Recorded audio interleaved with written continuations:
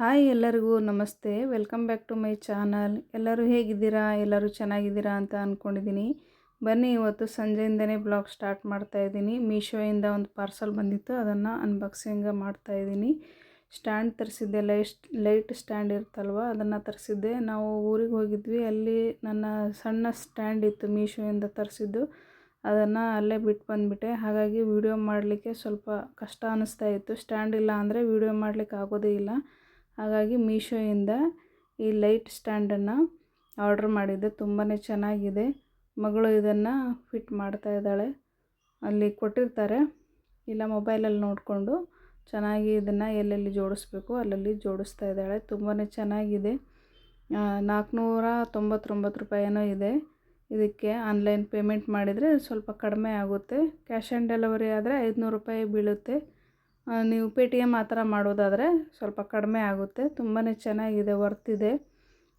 ಒಂದು 5 ಸ್ಟಾರಿಗೆ ಒಂದು 4.5 ಸ್ಟಾರನ್ನು ಕೊಡ್ಬೋದು, 4 ಸ್ಟಾರನ್ನು ಕೊಡ್ಬೋದು. ಅಷ್ಟು ಚೆನ್ನಾಗಿದೆ. ವಿಡಿಯೋ ಎಲ್ಲ ಮಾಡಲಿಕ್ಕೆ ತುಂಬಾ ಚೆನ್ನಾಗಾಗುತ್ತೆ. ಈಗ ಲೈಟನ್ನು ಜೋಡಿಸ್ತಾ ಇದ್ದಾಳೆ. ಮತ್ತು ಫ್ರೆಂಡ್ಸ್, ನೀವೇನಾದರೂ ನಮ್ಮ ಚಾನಲ್ನ ಸಬ್ಸ್ಕ್ರೈಬ್ ಮಾಡದೆ ಹಾಗೆ ನೋಡ್ತಾ ಇದ್ದರೆ ಮೊದಲು ಚಾನಲ್ನ ಸಬ್ಸ್ಕ್ರೈಬ್ ಮಾಡಿ, ಲೈಕ್ ಮಾಡಿ, ಶೇರ್ ಮಾಡಿ, ಹಾಗೆ ಕಮೆಂಟ್ ಕೂಡ ಮಾಡಿ. ಈಗ ಸ್ಟ್ಯಾಂಡನ್ನು ಕೂಡ ತೆಗಿತಾ ಇದ್ದಾಳೆ. ತುಂಬಾ ಚೆನ್ನಾಗಿ ಪ್ಯಾಕಿಂಗನ್ನು ಮಾಡಿ ಕಳಿಸಿದ್ರು. ನೋಡ್ತಾ ಇದ್ದೀರಲ್ಲ, ನೋಡಿ ಎಷ್ಟು ಚೆನ್ನಾಗಿ ಪ್ಯಾಕಿಂಗ್ ಮಾಡಿದ್ದಾರೆ ಹೇಳಿ. ನೋಡಿ, ಹೀಗಿದೆ ಸ್ಟ್ಯಾಂಡು.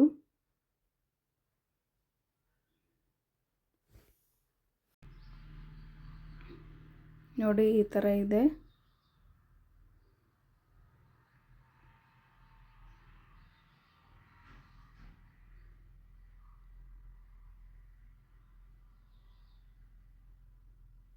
ಸ್ವಲ್ಪ ಫಸ್ಟಿಗೆ ಬಂದವ ಕನ್ಫ್ಯೂಸ್ ಆಗುತ್ತೆ ಯಾವ ಥರ ಜೋಡಿಸೋದು ಹೇಳಿ.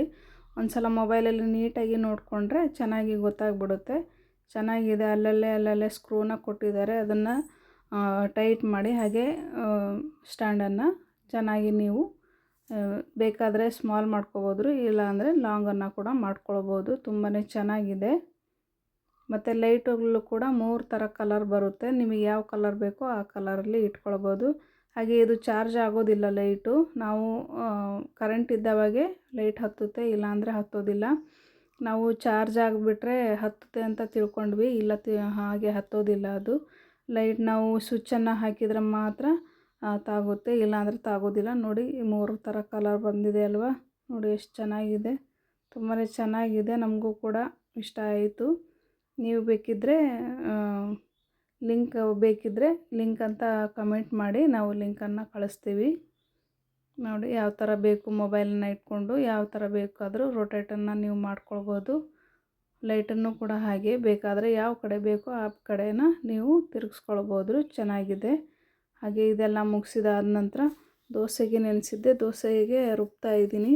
ಈಗ ಚಳಿ ಅಲ್ವಾ, ಹಾಗಾಗಿ ಸ್ವಲ್ಪ ಬೇಗನೆ ರುಬ್ಬಿದರೆ ಹಿಟ್ಟು ತುಂಬ ಚೆನ್ನಾಗಿ ಉಬ್ಬಿ ಬರುತ್ತೆ. ಹಾಗಾಗಿ 7-7:30 ಆಗಿತ್ತು. ಆವಾಗ ಹಿಟ್ಟನ್ನು ರುಬ್ತಾ ಇದ್ದೀನಿ. ಈ ಥರ 1-2 ಲೋಟ ನೆನೆಸಿದ್ದೆ. 2 ಲೋಟ ನೆನೆಸಿದ್ರೆ ನಮ್ಮ 4 ಜನಕ್ಕೆ 2 ದಿನ ಆಗಿಬಿಡುತ್ತೆ. ಒಂದಿನ ದೋಸೆ ಮತ್ತು ಇನ್ನೊಂದು ದಿನ ಉತ್ತಪ್ಪನ ಮಾಡ್ಕೊಳ್ತೀನಿ. ತುಂಬಾ ಚೆನ್ನಾಗಿರುತ್ತೆ. ತರಕಾರಿ, ಕ್ಯಾರೆಟು, ಈರುಳ್ಳಿ ಮತ್ತು ಕೊತ್ತಂಬರಿ ಎಲ್ಲ ಹಾಕಿ ಉತ್ತಪ್ಪ ಮಾಡಿಕೊಂಡ್ರೆ ಕೆಂಪು ಚಟ್ನಿ ಜೊತೆ ಚೆನ್ನಾಗಿರುತ್ತೆ. ಒಂದಿನ ದೋಸೆ ಮಾಡಿಕೊಂಡು ಒಂದಿನ ಉತ್ತಪ್ಪನ ಮಾಡ್ಕೊಳ್ತೀವಿ. ಹಿಟ್ಟೆಲ್ಲ ರುಬ್ಬಿದಾದ ನಂತರ ಬೆಳಗ್ಗೆ ನಾನು ಸೋಡಾ ಮತ್ತು ಉಪ್ಪನ್ನು ಹಾಕಿ ಮಿಕ್ಸ್ ಮಾಡಿ ದೋಸೆನ ಮಾಡ್ತೀನಿ. ರಾತ್ರಿ ಹಾಗೆ ರುಬ್ಬಿಟ್ಟು ಆದ ನಂತರ ಅದಕ್ಕೊಂದು ಭಾರವಾದ ವಸ್ತುನ ಅಂದರೆ ಕುಟ್ಟಾಣಿ ಇತ್ತು, ಅದನ್ನು ಇಟ್ಟೆ. ಈಗ ಅನ್ನ ಮಾಡಬೇಕು. ಮಧ್ಯಾಹ್ನ ಸಾಂಬಾರು, ಇವತ್ತು ಸಂಡೇ ಅಲ್ವಾ, ಸಾಂಬಾರೇನು ಮಾಡಲಿಲ್ಲ, ಮಜ್ಜಿಗೆ ಸಾರೇ ಮಾಡೇ ಊಟ ಮಾಡಿದ್ವಿ. ಮನೆಯವರು ಹೊರಗಡೆ ಹೋಗಿದ್ದರು, ಹಾಗಾಗಿ ಮಧ್ಯಾಹ್ನ ರೊಟ್ಟಿ ಮತ್ತು ಮಜ್ಜಿಗೆ ಸಾರು ಅನ್ನ ಮಾಡಿದ್ದೆ. ಈಗ ಮೊಟ್ಟೆ ಸಾರು ಮಾಡಬೇಕು. ಹಾಗಾಗಿ ಅನ್ನ ಒಂದು ಕಡೆ ಇಟ್ಬಿಡ್ತಾಯಿದ್ದೀನಿ. ಈ ಥರ ಎರಡರಲ್ಲಿ ಇಡ್ತಾಯಿದ್ದೀನಿ. ಟೈಮ್ ಕೂಡ ಸೇವ್ ಆಗುತ್ತೆ, ಹಾಗೆ ಗ್ಯಾಸ್ ಕೂಡ ಸೇವ್ ಆಗುತ್ತೆ. ಒಂದರಲ್ಲಿ ನವಣಕ್ಕಿ ಮತ್ತು ಒಂದರಲ್ಲಿ ಅಕ್ಕಿನ ಇಡ್ತಾಯಿದ್ದೀನಿ. ನಾನು ಮತ್ತು ನಮ್ಮ ಮನೆಯವರು ನವಣಕ್ಕಿನೇ ತಿನ್ನೋದು, ಹಾಗಾಗಿ ಎರಡೂ ಒಂದೇ ಸಲ ಆಗಿಬಿಡುತ್ತೆ ಹೇಳಿ ಕುಕ್ಕರಲ್ಲಿ ಇಡ್ತಾಯಿದ್ದೀನಿ. ಈಗ ಕುಕ್ಕರ್ ಒಂದು ಕಡೆ ಇಟ್ಟಾದ ನಂತರ ಈಗ ಮೊಟ್ಟೆ ಸಾಂಬಾರಿಗೆ ರೆಡಿ ಮಾಡ್ಕೊಳ್ತಾ ಇದ್ದೀನಿ. ಒಂದು ಈರುಳ್ಳಿನ ತೊಗೊಂಡಿದ್ದೀನಿ. ಈರುಳ್ಳಿನ ಚೆನ್ನಾಗಿ ಸಿಪ್ಪೆನ ಸುಲಿದು ಕಟ್ ಮಾಡ್ಕೊಳ್ತಾ ಇದ್ದೀನಿ. ಈಗ ಒಂದೆರಡು ಬೆಳ್ಳುಳ್ಳಿ, ಒಂದು ಅರ್ಧ ಇಂಚಷ್ಟು ಶುಂಠಿನ ಮಸಾಲೆನ ರೆಡಿ ಮಾಡ್ಕೊಳ್ತಾ ಇದ್ದೀನಿ. ಈಗ ಒಂದು ಬಾಣಲೆನ ಇಟ್ಟು 1 ಸ್ಪೂನ್ ಎಣ್ಣೆನ ಹಾಕ್ತಾಯಿದ್ದೀನಿ. ಹಾಕಿ ಮಸಾಲೆ ಎಲ್ಲ ಫ್ರೈ ಮಾಡಿದರೆ ತುಂಬ ಟೇಸ್ಟಿಯಾಗಿ ಬರುತ್ತೆ ಸಾಂಬಾರು. ಫ್ರೈ ಮಾಡದೆ ಹಾಗೆ ಕೂಡ ಮಾಡ್ಬೋದು, ತುಂಬಾ ಚೆನ್ನಾಗಾಗುತ್ತೆ. ಅದರಲ್ಲೂ ಫ್ರೈ ಮಾಡಿದರೆ ಒಂಥರ ನಾಟಿ ಸ್ಟೈಲ್ ಬರುತ್ತೆ, ಹಾಗಾಗಿ ಫ್ರೈ ಮಾಡಿ ಮಾಡ್ತಾಯಿದ್ದೀನಿ. ಮೊದಲಿಗೆ ನಾನಿಲ್ಲಿ ಬಾಣಲೆಗೆ ಶುಂಠಿ, ಬೆಳ್ಳುಳ್ಳಿ, ಈರುಳ್ಳಿನ ಹಾಕಿ ಚೆನ್ನಾಗಿ ಫ್ರೈ ಮಾಡ್ತಾಯಿದ್ದೀನಿ.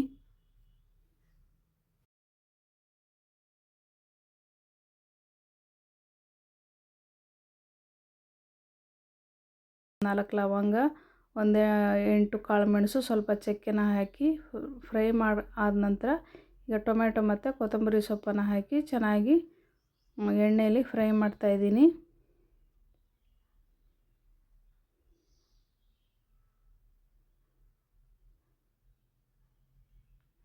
ಈಗ ಫ್ರೈ ಆದ ನಂತರ ಸ್ವಲ್ಪ ಕಾಯಿ ಕೂಡ ಇತ್ತಲ್ವ, ಅದನ್ನು ಕೂಡ ಸ್ವಲ್ಪ ಬೆಚ್ಚಗೆ ಮಾಡ್ಕೊಳ್ತಾ ಇದ್ದೀನಿ.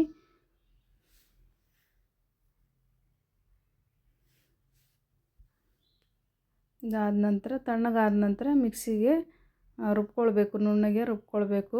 ಮಿಕ್ಸಿಗೆ ಜಾರಿಗೆ ಮಸಾಲೆ ಎಲ್ಲ ಹಾಕಿ ಈಗ ಇದಕ್ಕೆ 1-2 ಸ್ಪೂನಷ್ಟು ಸಾಂಬಾರು ಪುಡಿ ಇರುತ್ತಲ್ವ, ಅದನ್ನು ಹಾಕ್ತಾಯಿದ್ದೀನಿ.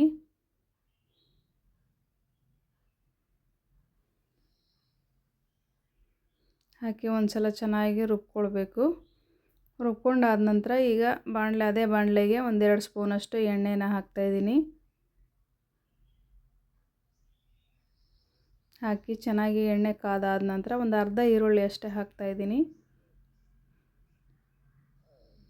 ಹಾಕಿ ಒಂದ್ಸಲ ಚೆನ್ನಾಗಿ ಗೋಲ್ಡನ್ ಬ್ರೌನ್ ಆಗೋವರೆಗೂ ಒಂದ್ಸಲ ಚೆನ್ನಾಗಿ ಎಣ್ಣೆಯಲ್ಲಿ ಫ್ರೈ ಮಾಡ್ಕೊಳ್ಬೇಕು. ಈ ಥರ ನೋಡಿ, ಇಷ್ಟು ಫೈನಾಗಿ ಪೇಸ್ಟ್ ಆಗಬೇಕು ಮಸಾಲೆ, ಅಂದರೆ ಚೆನ್ನಾಗಿ ಟೇಸ್ಟ್ ಬರುತ್ತೆ ಸಾಂಬಾರು. ಹಾಗೆ ಕರಿಬೇವು ಕೂಡ ಇತ್ತು, ಕರಿಬೇವನ್ನು ಕೂಡ ಹಾಕಿ ಚೆನ್ನಾಗಿ ಒಂದ್ಸಲ ಎಣ್ಣೆಯಲ್ಲಿ ಫ್ರೈ ಮಾಡ್ತಾಯಿದ್ದೀನಿ.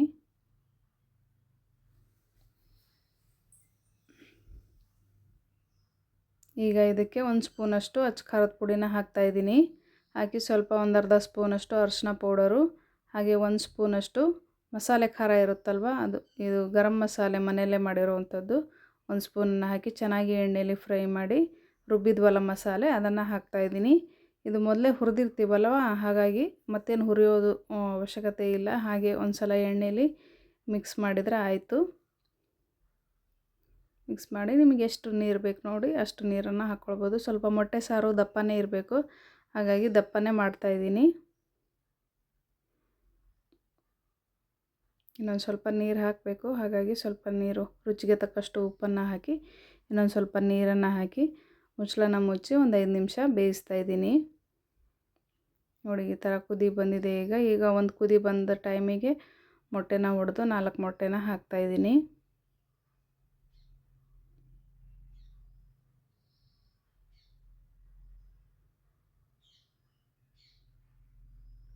ಹಾಕಿ ಮುಚ್ಚಳನ ಮುಚ್ಚಿ ಲೋ ಫ್ಲೇಮಲ್ಲಿ ಇಟ್ಟು ಬೇಯಿಸಬೇಕು. ಈ ಕಡೆ ಸಾಂಬಾರು ಬೇಯ್ತಾ ಇರಲಿ, ಈ ಕಡೆ ಮೆಂತ್ಯ ಸೊಪ್ಪಿತ್ತು, ಅದನ್ನು ರೊಟ್ಟಿ ಜೊತೆ ತಿನ್ಲಿಕ್ಕೆ ಚೆನ್ನಾಗಾಗುತ್ತೆ ಹೇಳಿ ಸ್ವಲ್ಪ ಸೋಸ್ಕೊಂಡೆ.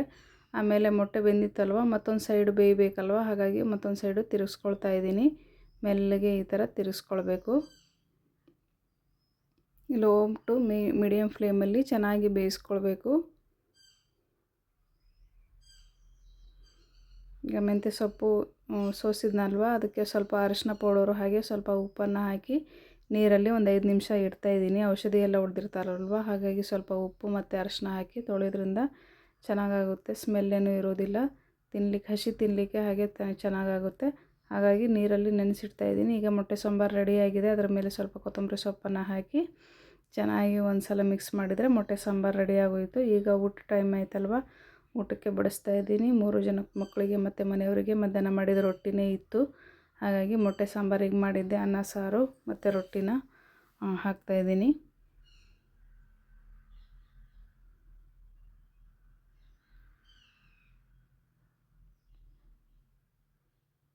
ನೋಡಿ ಮೊಟ್ಟೆ ಹೇಗೆ ಬಂದಿದೆ ಹೇಳಿ, ತುಂಬಾ ಚೆನ್ನಾಗಾಗಿತ್ತು ಸಾಂಬಾರು, ತುಂಬಾ ಟೇಸ್ಟಿಯಾಗಿ ಬಂದಿತ್ತು. ಒಂದ್ಸಲ ಟ್ರೈ ಮಾಡಿ ನೋಡಿ ಫ್ರೆಂಡ್ಸ್, ತುಂಬಾ ಚೆನ್ನಾಗಿರುತ್ತೆ.